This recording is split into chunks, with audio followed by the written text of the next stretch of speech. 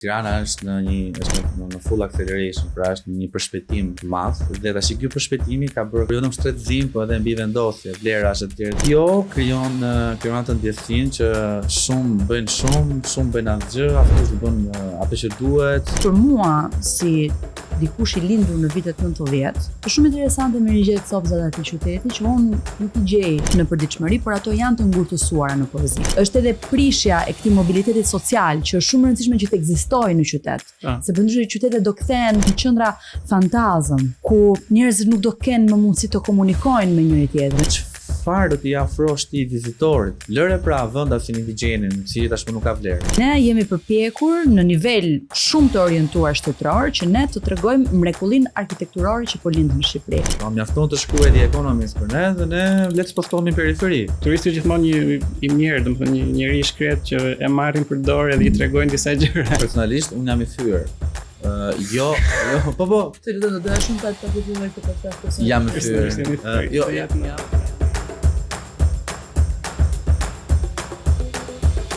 Do ta filloj me ty, Elvin, me librin tënd më të fundit, një vëllim me poezi titulluar Kaos Germinal. Janë poezi që t'japin përshtypjen se ndodhen në një udhëkryq midis konfuzionit dhe kuptimit, një moment kur e vëzhgon jetën pa përpjekur ta zgjidhësh atë. Dhe jam kurioz të di si ka filluar si libër. Ka patur një moment specifik, ka patur një ndjesi, ishte një ditë kur i the vetes apo tani duhet i mbledh ato që kam shkruar dhe. Libri është një përmbledhje poezish, pra nuk ka një temë, një bosh të paracaktuar, edhe hajde pse po bëjmë veshim në këtë mënyrë, në këtë formë, po themi letrare artistike etj.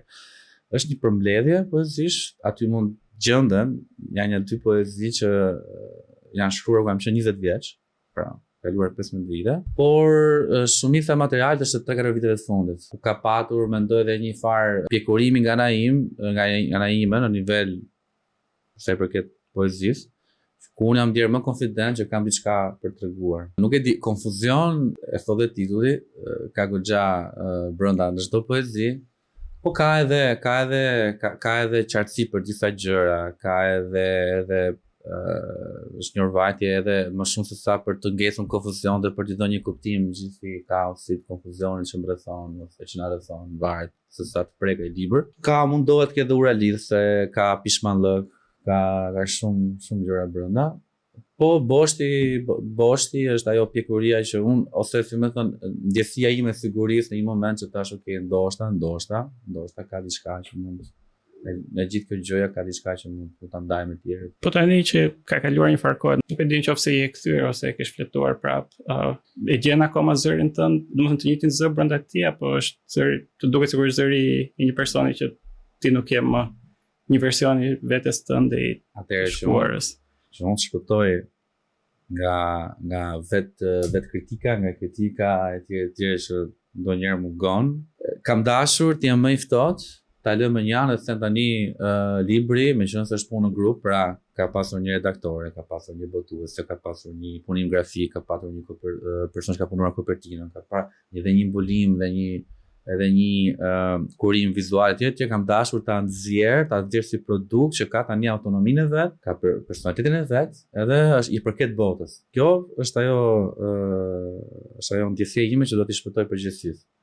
Por të them drejtën i rikthehem pas here për të rikalibruar veten në lidhje me poezitë që kam shkruar, sepse nuk i shoh më nga syri i thjesht atij person që ka shkruar një moment intim, si diçka që i përket vetëm atij. Tani dua t'i rishoh dhe thaher marr feedback nga njerëzit, i rihap ato poezi që mi veçojnë, e dua t'i shoh, mundohem t'i shoh nga syri i tyre.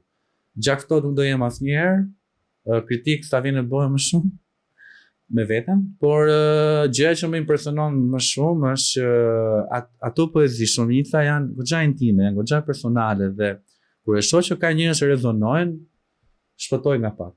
Nuk e tani përket këtij personi, nuk është vetëm nuk jam vetëm unë aty. Një nga gjërat që më bëri përshtypje është përfshirja e Tiranës ose e qytetit si një lloj personazhi. Dhe do të pyes pak dhe ty, Ana, ke botuar një seri librash në lidhje me Tiranën, me transformimet e saj, thyerjet. Jam kurioz, kur lexove për herë të parë poezitë e Kaos Germinal, kishte diçka që vure re, që ndoshta lidhej dhe me punën tënde të mëparshme?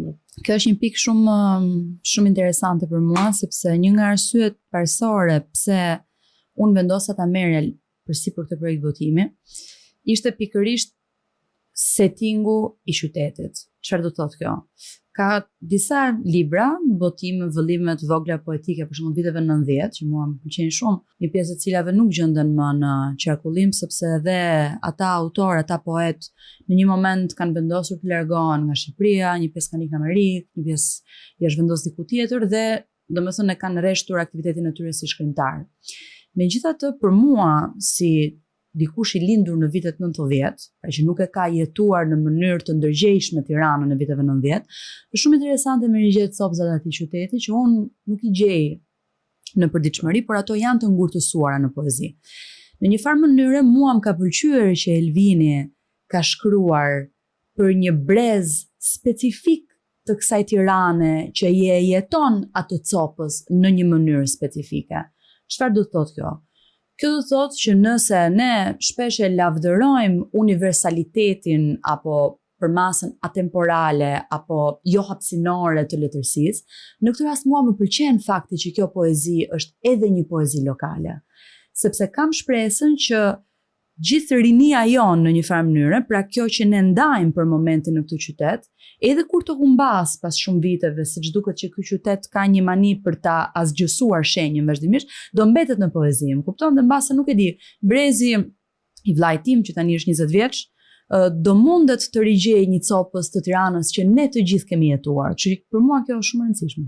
Ne jetojmë aktualisht në një qytet ku ndërthuren 4 kohë emocionale të ndryshme, domethënë janë 4 gjenerata që po jetojmë në këtë qytet, janë gjyshrit tanë që kanë jetuar periudhën e diktaturës dhe periudhën para saj, janë prindrit tanë që janë pothuajse plotësisht të formuar gjatë periudhës së diktaturës. Është një brez i tranzicionit, është dhe gjenerata Z që jeton pothuajse krejtësisht online dhe jam kurioz si a del ky qytet që t'i mbart gjithë këtë histori njëkohësisht pa u kolapsuar nga pesha e tyre. Në Tiranë se ka një, unë jam pak më emocional të këtë. Okay. Si e pak më emocional? Jam emocional, se jam dhe shumë kritik, po jam edhe shfaqsoj shumë situatë. Pra, e shoh që ka një mbivendosje tektonike, idesh, vlerash, sepse këto do ja huazoj Gerti të Vatrës. Ai ka këtë idenë që Tirana është në full acceleration, pra është në një përshpejtim të madh për shumë arsye, që ne i dim, nuk ka nevojë të futemi në detaje, dhe tash ky përshpejtimi ka bërë vetëm shtrëtëzim, po edhe mbivendosje, vlerash etj etj. Kjo krijon atë ndjesinë që shumë bëjnë shumë bëjnë asgjë, askush nuk bën atë që duhet, se përket pjesës të sjelljes, si pjesës të çënit një qytetar që bën diçka dhe sjell diçka, sjell një vlerë, sjell një produkt, është bërë një rëmujë e madhe, nga ana tjetër ka debate shumë thelbësore. Po ndonjëherë më duket për shembull siç ka ndodhur së fundmi edhe me këtë debatin për barazinë gjinore, ku për mua për faktin që ky debat u bë kaq publik, kaq masiv nga hiçi, më duket sikur është e fundit tradicionit në Shqipëri, sepse duke pasur kaq shumë probleme të tjera, ne fokusohemi në problemet e botës së parë, them okay, good luck with that. Kështu që kjo mbivendosje them që krijon konfuzion, por nga ana tjetër është dhe një mundësi shumë e mirë për gjithë ne për të gabuar dhe për të marrë një mësim, por është një mundësi shumë e mirë për ne për të bërë gjëra që nuk kanë qenë, ndoshta ishin menduar kushtet ishin më fnash, por ne mund t'i bëjmë. Mendon vërtet që ka debate thelbësore në lidhje me këtë sot? Kam një përshtypje që unë e shoh shqiptar po debatojnë në shtëpi, po debatojnë në kafene, po debatojnë me taksistin, po debatojnë këtu. Po vlon. Po vlon edhe kjo më pëlqen. Kjo përplasja që nuk na çon thjesht në krizë dhe në paralizë, më duket gjë pozitive. Nëse mund të shkojnë gjërat për drejt, ajo është baft që e kemi të humbur me kohë, po çështja është a mund të rregullojmë gjërat. Ta. A mund ta përdorim këtë rëmuj, këtë mbivendosje, këtë debat madh, a mund ta përdorim të reflektojmë vërtet për herë të parë si shoqëri për disa gjëra që janë thelbësore. Narrativat janë shumë të ndryshme. Unë nuk e di nëse brezi im ka pas realisht një gjë për të thënë në debatin e madh publik. Ajo që në përgjithësi, nuk po flas vetëm për çështjen e ligjit barazisë gjinore, po flasim për narrativat, për ato që ti fole, shtresëzimin e historive. Brezin tim e kam parë si një brez shumë të alienuar nga dëshira për të shprehur vetveten emocionalisht. E kam parë më shumë se një brez I cili ka dashur të zgjedh kompromisin në një farë mënyrë apo të qenë të pragmatik. Gjë të cilën shpresoj që nuk do ta bëj një lloj Gen Z-a. Unë për shembull jam një nga njerëzit që kam shumë besim te Gen Z-a. Besoj që ata realisht do ta ndryshojnë një lloj aciditeti që ka qyteti. Që ky aciditet ka ardhur më së shumti nga I gjithë debati I munguar I këtij brezit që është brezi im në një farë mënyra. Që për shkak të ikjeve nga Shqipëria, në një pikë ka mbetur edhe gati si brezi më I vjetër I demokracisë, po themi, sepse ai brezi tjetër që është në mes, një pjesë e madhe është larguar, nuk marrin më pjesë diskutim publik etj. Kështu që në këtë sens si nuk kolapson, nuk e di. Domethënë, nganjëherë mendoj që mbas edhe ka kolapsu. Domethënë pyetja ime për shembull që është interesante dhe mund ta bëjmë është pse nuk ka kolapsuar në peshën e vet. Unë mendoj që edhe ka kolapsu. Fakti që ne kemi prish çdo lloj strukture kulturore ekzistuese për momentin, qofse e takon diskutimin publik, qofse e takon medias, qofse e takon letërsisë, qofse e takon edukimit etj. Unë kam idenë që në një moment gjithë ky debati publik apo kjo struktura që e mban diskutimin publik në këmbë edhe ka kolapsu. Ja, mendoj se ka ndoshta jo plotësisht, por ka filluar të kolapsoj. Po pra, po dhe ata që e mbajnë është pak një lloj vullneti individual për ta mbajtur në këmbë. Domethënë pyetja ime e madhe është gjërat që ne përpiqemi të bëjmë, nga njëri ja dalim, nga njëri s'ja dalim, po e marrim për të mirë qenë të treng të tavolinë që vullneti është pozitiv. Pra, përpiqemi ta bëjmë sepse e besojmë këtë që po bëjmë. A ka një strukturë që e mban këtë realisht? Një strukturë më të madhe, që është strukturë publike. The Commons. E ke fjalën për shtetin, strukturë shtetërore. The Commons, e përbashkëta. Jo, e përbashkëta është shpërbër. Nuk pyete njerëzit që kanë besim tek shteti, nuk kanë besim fare tek privati dhe tek kapitalistët. Kanë besim tek komuniteti, po shoh që është punuar fort për ta shpërbërë, domethënë një lloj Airbnb-zimi ose një lloj Uberizimi I komunitetit. Çdo hapësirë komuniteti. Është shumë bukur se the Airbnb-zimi, që mua kjo më çon në një gjë tjetër, që është ajo që quhet, do përpiqem ta them fjalën e saktë, më merret goja shpesh kur e them. Kompartimentalizon. Bravo, kompartimentalizimi I të përbashkës. Edhe I komunitetit. Edhe kjo është shumë e rëndësishme, domethënë ndarja në sektor që pastaj të bën ty të vendosësh në logjikën më takon, më përket, kur fakt kjo struktura e madhe publike, që nuk varet vetëm nga shteti, varet siç e the ti shumë mirë nga komuniteti, unë nuk e di a qëndron më dhe kjo mund të jetë mbase edhe në rrënjë të pyetjes që bëre, që këto narrativa në një moment kanë kolapsuar në peshën e njëra tjetrës. Mendoj që është fenomen dhe global. Pra, një spostim të publikës drejt rrjeteve sociale etj. Dhe nuk është si profesor logjika këtu, po është një lloj fragmentarizim deri në pikën që është bërë likuide gjëja. Dhe është folur për modernitetin postmodern likuid për shumë viteve dhe në Shqipëri ka ardhur këmbë kryq, por na erdhi pak si beftas. Kjo sepse kishte vullnet politik shumë fort për ta bërë këtë gjë, me marketimin politik që filloi pas viteve 2013 që u bë diçka masive, u bë diçka armë fuqishme, efektive. Çështja është që kjo po na prek gjithëve.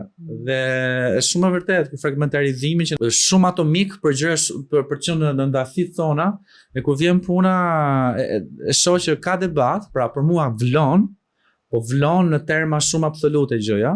Nuk ka një pikë takimeve, kjo është zhdukja e hapësirës për debat, zhdukja e hapësirës e publikës, e një amfore publike, që nuk është e lidhur thjesht me tregun apo jo, me logjikën kapitaliste apo jo, po është thjesht të qenit individ dhe komunitet dhe të shkëmbyer ideve në mënyrë duke kompresuar, pra pa patur një lloj që unë jam të fortë im, ti je të fortë jo, pra të ndërtesa jote, unë të ndërtesa ime. Kjo është dukur pak. Po kjo vjen nga praktikat e punës, që janë bërë për mendimin tim, janë bërë më të brishta, zhdukja çfarë lloj garancie shëndetësore, zhdukja çfarë lloj garancie për të ardhmen tënde, shkollime shkthyer në diçka që të fragmentarizuar, pa ti futesh për të bërë diçka në lëmjen e dijes, gjë që nuk duhet të jetë kështu për mendimin tim, dija është dije. Mua për shembull më fal nga ndek, po mbas edhe nëse doni e presim të pjesë.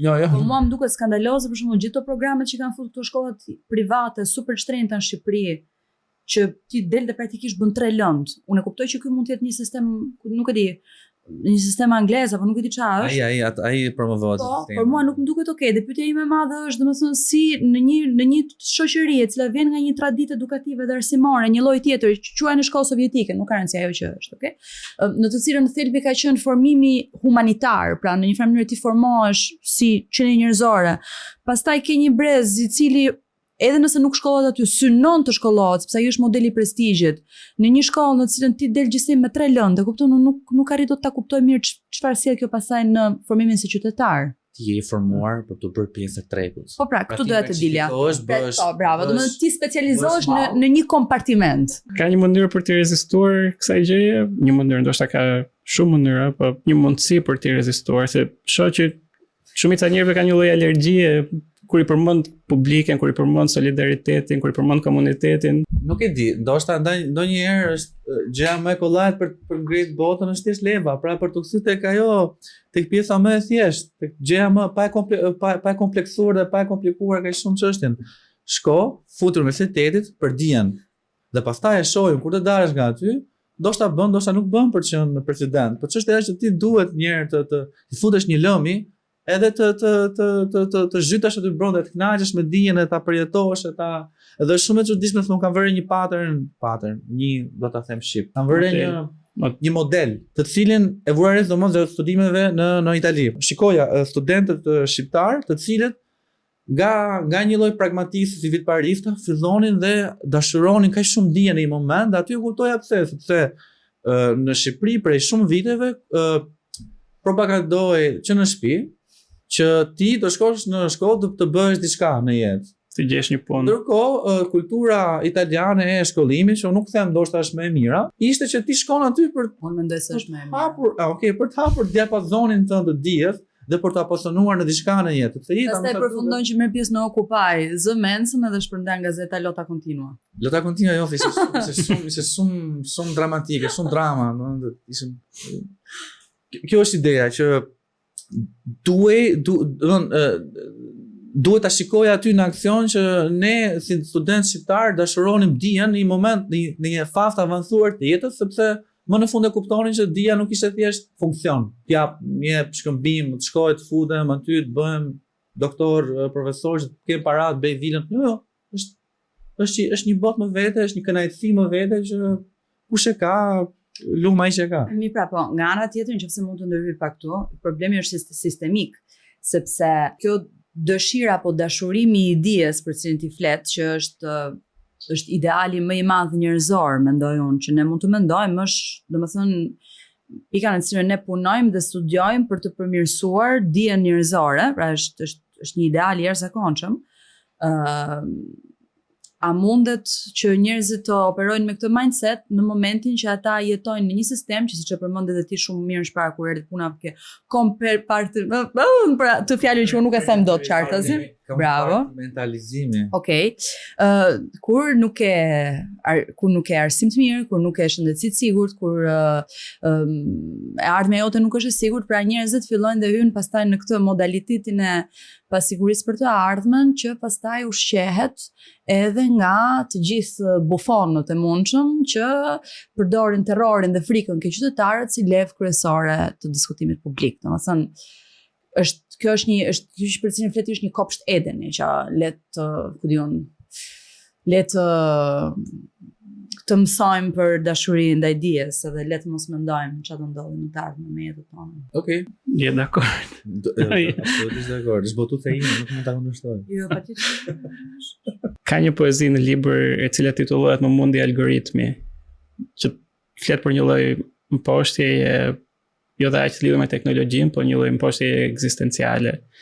Sikur algoritmi përformson jo vetëm gjërat që shohim, po na përcakton edhe identitetin tonë. Dhe dua të të pyes, e ke ndonjëherë këtë ndjesinë që jeta moderne po transformon botën tonë të brendshme në diçka më të paparashikueshme, po njëkohësisht edhe më të bindur, më të nënshtruar? E vërteta mbasi se poezia është pak më e thjeshtë, është realisht një poezi ku unë ironizoj shumë me të rënit viktim e fenomenit të vjetër sa ka qenë njerëzimi, ose sa ka ekzistuar marrëdhëniet midis nesh, që është ghosting. Pra kjo praktika e të ndërprerit të një marrëdhënie ose të një komunikimi, jo vetëm romantik, po edhe shoqëror, të prerit në mënyrë pra njerëz që zhduken. Ajo ka qenë filizi i gjës ku unë ironizoj me praktikën dhe me faktin që se si njerëzit, unë nuk jam determinist teknologjik, kam thënë të emisioni jo dhe të them gjithmonë në emision ku të mundem, determinizmi teknologjik është një gomarlik që po shtyhet ditët e sotme, nuk është teknologjia po na bën të këqinj, apo po na bën të papërgjegjshëm, apo po na bën që të bëjmë ghosting, pra të zhdukemi. Teknologjia po përdoret nga ne për ta bërë në mënyrë më efektive ato gjë që duam ta bëjmë, pra për të arritur qëllimin ton. Mundja nga algoritmi realisht nuk është më mundi realisht algoritmi, më mundi keq përdorimi që i bën algoritmin një person i dytë, një person tjetër. Dhe e përshëndesem kudo ku ndodhesh. Ideja ka qenë që okay, nuk ka asgjë të gabuar të mundesh, po ndoshta është mirë që të ndonjëherë të mundemi me stil, mos mundemi në mënyrë kaq të varfër nga një algoritëm që me thënë të drejtën janë shumë cheap akoma. Sado ta themi AI, kjo janë shumë logjik, nuk na mundin akoma dot. Sepse për mendimin tim, do unë vazhdoj të qëndroj kësaj logjike shumë të thjeshtë. AI në ditët e sotme vazhdon të vuajë kompleksin e Pinokut. Dëshira e Pinokut ishte të bëjë një djalë i vërtet. Dhe AI do jetë gjithmonë nën imazhin tonë dhe do dojë shumë të arrijë imazhin tonë. Dhe gjë që ne kemi patur dhe kam përshtypjen që kështu do të thoshte edhe Zoti për ne në podcast. Ndoshta po e bën. Dhe ne jemi thjesht në mend në një gjigant. Okay. Dhe giganti. Ideja e poezisë ishte kjo. Pra, kish përdorimi që i bën dhe ai që e përdor teknologjinë, po dhe viktima për të viktimizuar në mënyrë më efektive. Në thelb është një poezi dashurie, okay? Okay. Këtë donim të dëgjonim. Duket sikur ka shumë njerëz që kanë bërë gjëra të këqija kur lexon librin, po. Jam i keq i vetes. Ne kemi një dozë të madhe përgjegjësie kur vendosim të tërhiqemi nga persona të caktuar, kur vendosim të përkasim një lloj gabimi, sepse kemi patur një lloj ambicie që pastaj gabuam dhe pastaj, kështu që nuk mund të fshihemi pas gishtit asnjëherë.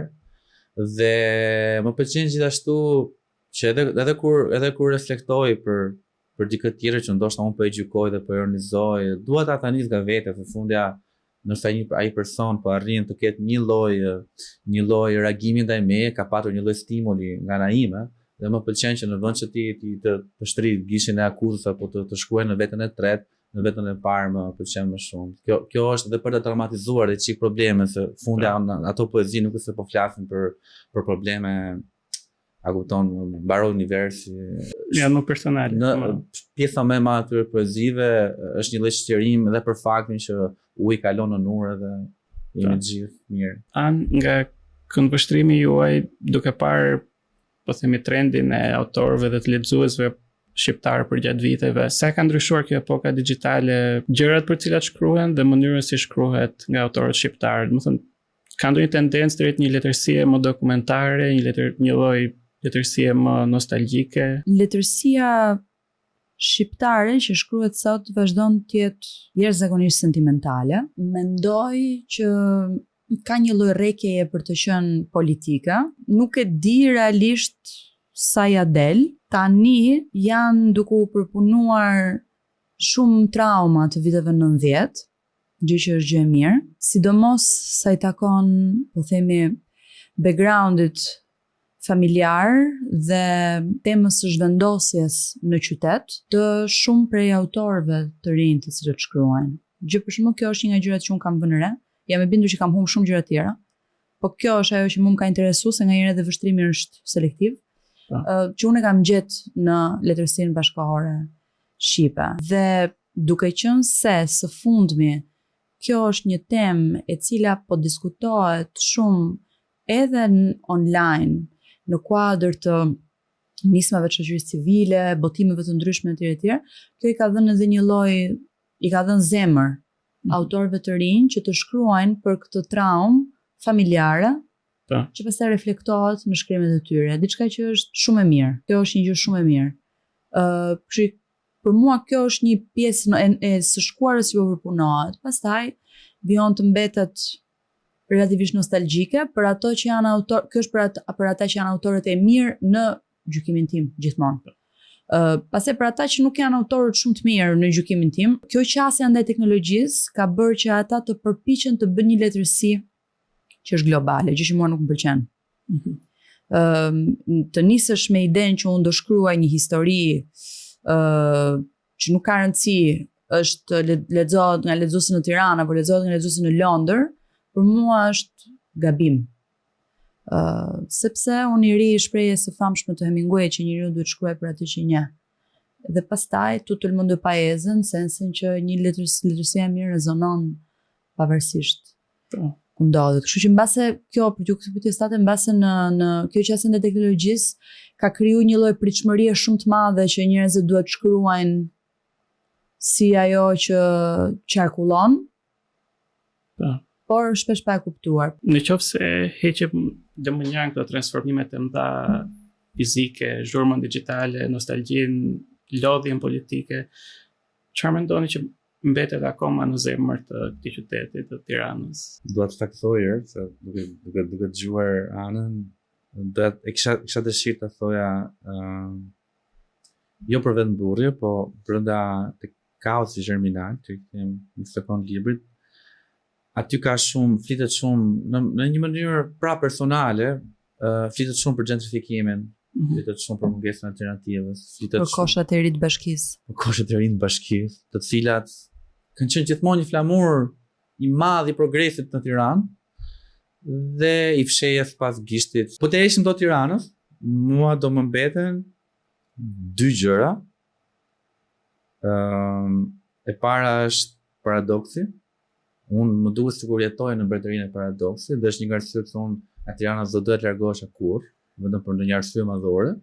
Është shumë argëtues, është stresues, të plak para kohë, por është argëtuese, ka temë për mendim, ka për thelb, ka gjëra, t'jep stimul për t'u evoluar etj. Dhe gjëja që pastaj kjo ndoshta ka të bëjë për faktin që jam i lindur këtu, apo nuk e di, historia familjare, është ngrohtësia e Tiranës, kam jetuar me vite diku në një qytet madh, në atë qytet madh, për të takuar ti vlla, duhet merrja një orë gjysmë autobusa, trena, makina, brenda një qytet, ose do ta bëni me plan, takohemi me shoqëritë, takohemi të njëjtën e ardhshme në Tiranë. Ngrohtësia është që ti bën një telefonat dhe njerëzit marrin mundimin që për 20 muaj të jenë aty për çfarë lloj arsye, jo vetëm për argëtim, por edhe për të bërë shpatull. Mendoj që kjo gjëja është një vlerë që ka Tirana, është si efekt kolateral i çonit një qytet relativisht i madh, por me mentalitet akoma të vogël. Unë mendoj që Tirana është qytet shumë i ëmbël, në sensin unë personalisht e du shumë si qytet. Njësë siç ka terrenin gjeografik, që ka shumë të ëmbël, ka kodra shumë të bukura, ka pas shumë pronj, po patjetër, po është pjesë shiko, Balta është bekim, krahasohet me thatësirën ekstreme, për shembull, që është një tmerr. Ka pas gjelbrim, domethënë ka këtë terrenin, këtë gjeografin, ka pas. Megjithatë është e diskutueshme se ka dhe arkitektë që vinë në Shqipëri, në Tiranë dhe thonë, "Ua, sa shumë gjelbrim keni", por nuk e di me çfarë krahasojnë. Pra ka i farë ëmbëlsie dhe mendoj që siç ka qenë qytet mikpritës, që ka qenë në krye të herës para se të bëj krye qytet, që në fillim ka qenë qytet mikpritës, mendoj që në zemrën e vet vijon të jetë një qytet mikpritës, ose të paktën unë kam dëshirë ta shoh në këtë mënyrë, si një qytet i cili e gjen një mënyrë që të gjithë eventualisht t'i bëj bitë vet, më kupton, pra t'i pranoj në gjë. Kështu që mendoj që Tirana e ka këtë, pavarësisht gjithë gjërave që nuk shkojnë, mendoj që është një qytet që i do njerëzit, kështu që se di, kjo mendoj që do mbeste pavarësisht të gjithave. Dalë ndonjë shëtis nëpër Tiranë dhe një lloj ndërkombëtarizimi, domethënë fillon dhe shikon supermarkete, po themi, ka përveç këtyre që janë europiane, gjen aziatik, Azia lindore, Azia juglindore, domethënë gjen gjëra që i gjen në çdo qytet të madh dhe në të njëjtën kohë duke sikur po zvondsojnë ato gjërat lokale që ka patur dikur. Mua më bën pak nostalgjik, nuk e di për ju. Të bën nostalgjik ky ndryshimi i madh apo ndryshimi i madh dhe pamundësia për të gjetur ato gjëra që kam gjetur dikur dhe që ndoshta si vlerësoja. Mua më ka marrë malli që në Tiranë të eci natën në një periudhë të vitit të caktuar të shoh një dizellonj. Ku kam qenë fëmijë, ka qenë plot. Kështu që kemi probleme pak më dhe kjo vjen nga cilësia e ajrit, hiperurbanizimi, është global. Po, të them të drejtën, nuk e di, ndoshta kam të ndjefin, dua të shoh gjërat me pak me optimizëm, nostalgjia është gjë e mirë, do thotë që ke jetuar, do thotë që ke akoma ndjenja dhe nuk je dhënë akoma në mënyrë të shfrenuar pa filtra vetëm konsumit, do thotë që ti je një blerës emocional, pra ata nuk do të arrijnë tek ti, pra ata që shet, nuk do arrijnë tek ti në mënyrë pragmatiste. Do gjej mënyra edhe nostalgjike për të arritur, por çdo arrin tek ne do dhe produkte çdo vinë. Rritja e sasisë së bollokut është okay, edhe e zgjedhjes ndonjëherë është problematike, por produkti lokal është një temë aq shumë që aq shumë vën për debat, po unë do të them tek ana ku thotë që është problem sistemik. Produkti lokal zhduket në realitetet që po rriten të mëdha për arsye sistemike. Pra, nëse ty të leverdis më shumë të marrësh diçka nga jashtë, të gatshme, të bërë në mënyrë tjetër, sepse ai që bën në mënyrë autentike apo të lidhur me një histori të caktuar, ka procese pune më të gjata, ka procese pune më të kushtueshme etj, do thotë që arsyeja pse ti ke zgjedhur këtë parën, pra gjën e thjeshtë, të kapshme dhe ndërkombëtar, do thotë që ti po jeton në një sistem që i jep përparësi në nivel antropologjik atij lloj modeli jetësor. Po e kemi ne në dorë. Unë kur i shoh këto dyqanet për cilat flet, unë jam natyrë shumë nostalgjike, sidomos për Tiranën, domethënë për shembull përpoqja që në këtë podcast isha pak më e qendrës, isha pak më e çentruar. Unë kam nganjëherë edhe një lloj inati për gjithë të që po ndodhet dhe për gjithë të që humbet, por përpiqem tani së fundi jam përpjekur ta mbaj për vete sepse kam vënë re që nganjëherë më çon njerëzit mendojnë që bëhem edhe patetike, kupton edhe gratë mas i farmoshe fillojnë akuzohen për patetizëm. Po kam vetëm një shpresë për gjithë to marketet, dyqanet e reja azjatike, që them me vete që okay, mbasi njerëzit tani kanë filluar të duan sepse më kanë janë ekspozuar ndaj kulturave të reja. Dhe kjo në vetvete do t'i bëj më të gjerë, më mikpritës, në sens do t'i bëj më gjithëpërfshirës, sepse mendoj që nëse ekspozohesh ndaj kulturave të ndryshme, eventualisht fillon dhe i njeh, fillon dhe i pëlqen dhe eventualisht i pranon. Pra, lëviz nga boshti yt që çdo gjë që është e jotja është më e mira, më e drejta, tradita është më e mira, etj. Dhe unë dua ta shikoj këtë si një lloj faze zhvillimore që nuk e përjashton atë që është e jona, por nga ana tjetër na hap që të jemi më gjithëpërfshirës. Pastaj humbja është për shembull aty ku ne kemi zyrat te Himkolli. Për mua rruga Himkolli është rruga më e bukur në Tiranë, është rruga e Tregut. Aty është tregu që i thon ndryshe kur e vjen taksi, për shembull, ti do të thonë aty thon ke tregu fshatarëve. Po. Dhe ajo është jashtëzakonshme sepse ajo është përveç faktit që është gjithë ngjyra, është kulturalisht diverse, është një treg që gjallon jo sepse dikush nga bashkia i ka thënë që shiko, kjo është kompartimenti jot dhe ti do shesësh këtu, ata kanë vendosur dhe kanë të qasin në komunitet aty dhe aty është shumë bukur sepse unë për shembull kur dal bleni desha me ble një ditë rukola aty edhe i them asaj grus që shiste i thashon ma bëj tu frukola dhe ajo tha çfarë rukola gocët se kjo quhet rruqe. U çmenda nga kënaqësia. Po, edhe unë në zemrën time do doja që të gjitha menut në Tiranë mos shkruanin më sallatë rukola, por të shkruanin sallatë rruqe. E kupton sepse ata njerëz që e shesin, që vinë dhe sjellin aty në atë zemër të Tiranës e quajnë rruqe. Nga ana tjetër edhe ajo rrugë ka filluar tani të shkatrohet, sepse ato që ishin tezgat e vogla që shisin tani aty është bërë një pallat. Dhe një nga njerëzit që ka pasqit aty që ishte një kasap më tregoi që ai kishte kërku pronarit të këtij pallati të madh që katin e parë ta merrte me qera për të patur dyqanin e tij të mishit, edhe ai e kishte refuzuar në mënyrë gati neveritur se si ky pallat i ri kaq i bukur mund vazhdonte të kishte një kasap në katin e parë dhe kur un kalova dhe pash render dhe këtij pallati të ri ai aty në mendjen e vet kishte vu Balenciaga, Roberto Cavalli etj. Gjëra që janë edhe fantazmagorike, domethënë në atë rrugë e cila ka prodhuar ato ekonomi që ne dim shumë mirë çfarë shitet aty, ka dyqan halal, ka dyqane mishi, ka dyqane ka bulmetore etj. Nostalgjia është dëreshtuar. Po, është surplus. Po patjetër, sepse ajo është ajo pjesë e Tiranës, më kupton? Domethënë ky tipi ka ardhur tani dhe ka fantazuar në imagjinarin e tij që aty do shitet kjo gjë që nuk do ndodhi kurrë. Dhe ndërkohë shtyn dikë i cili tashmë është pjesë e komunitetit. Tani për të kthyer ke jotja, kjo nuk duhet të jetë nostalgji, duhet të ketë politika që e mbikëqyrin këtë gjë.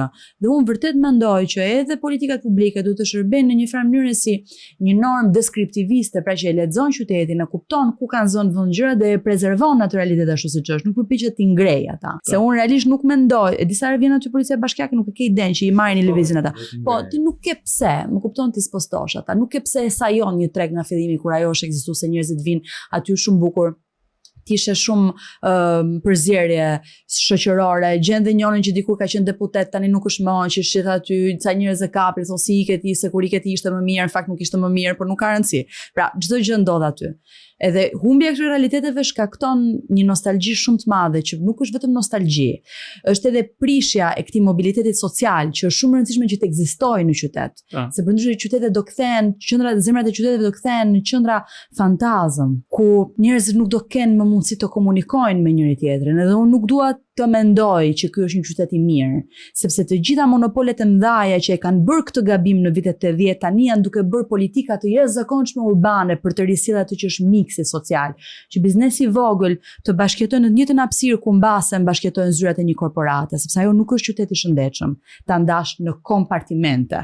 Edhe në logjik tregu të mirëfillt, pra le të bëjmë dhe pragmatistin, çfarë do t'i afrosh ti vizitorit? Lëre pra venda si indigjenin, i cili tashmë nuk ka vlerë. Po mjafton të shkruaj The Economist për ne dhe ne le të spostohemi në periferi.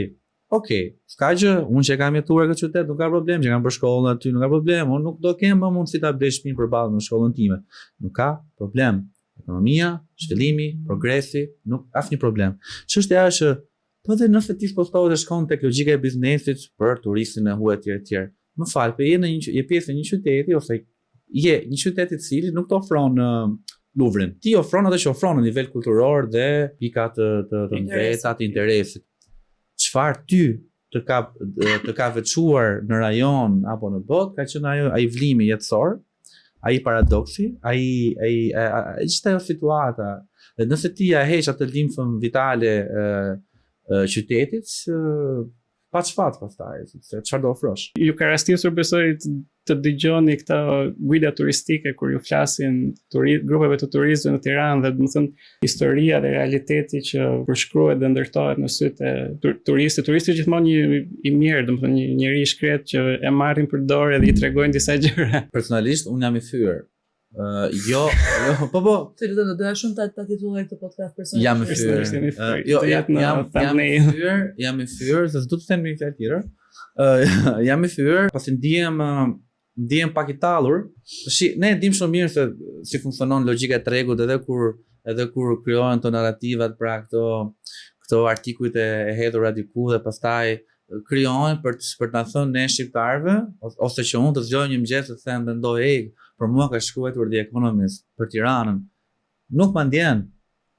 Faqja 70-60 e The Economist mua nuk më ndjen mua. Jo më një italiani, një anglezi etj. Nuk e lexon njëri këto gjëra. Halli është problemi, çështja është që unë si qytetar i këtij qyteti duhet të dukem më i veshur pak më mirë, i ngrënë pak më mirë, me një jetë sociale të pasur, që të jem më pak agresiv, që të jem kur punoj shërbime, mos kem turp që punoj shërbime, kur bëj intelektuali, mos jemi kompleksuar, të jem më i lirë, të mendoj më lirë, që kur vjen turisti, të gjej një shoqëri të shëndetshme. Mua kjo më intereson. Dhe prandaj jam i fyer që ti më shet imazhin tim akoma në nivel orientalist dhe pastaj është kjo narrativa kanë 3000 vjet që ne e shefim veten, hajde na zbulon, na kanë zbuluar. Ata e dinë shumë mirë kush jemi. Dhe e shef të modeli zhvillimor që po marrin, ata e dinë shumë mirë dhe ata po e përdorin në favor të tyre. Çështja është ne në favorin ton çfarë do bëjmë. Qëse ne deri në një moment kemi eksportuar dy deviza të famshme, para Shqipëria mes lindjes dhe perëndimit, një, dhe e dyta Shqipëria vend post komunist, diktatorial, totalitar etj. Tani ne jemi përpjekur në nivel shumë të orientuar shtetëror që ne të tregojmë mrekullinë arkitekturore që po lind në Shqipëri.